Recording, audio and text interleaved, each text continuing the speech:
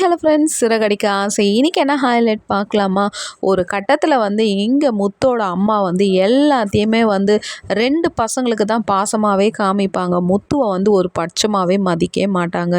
இன்னைக்கு முத்து வந்து எப்படியாவது அம்மாவை இன்னைக்கு கேள்வி கேட்டே ஆகணும்ன்ட்டு அப்படியே இருக்கிற டைமில் நம்ம மீனா வந்து சொல்லுவாங்க, வேண்டாங்க அத்தையை பற்றி தான் உங்களுக்கு நல்லாவே தெரியல, விடுங்க, ரவியும் மனோஜும் தான் உங்களுக்கு எப்பவுமே பிடிக்கும், நீங்கள் ஏன் அதை பெரிய விஷயமா எடுத்துக்கிறீங்க என்னமோது. இல்லை இல்லை, இப்போ ஒரு சின்ன பையன் எதிர்க்க என்னை மரியாதை இல்லாத பேசுனா அப்போ அவன் என்னை என்ன நினைப்பான்? விடுங்க விடுங்க, அந்த சின்ன பையனுக்கும் இவங்க வந்த நாள்லேருந்து இந்த மாதிரி பாட்டி இந்த மாதிரிலாம் தொல்லை கொடுக்குறாங்கன்னா அந்த சின்ன பையனுக்கே நல்லா தெரிஞ்சிச்சு.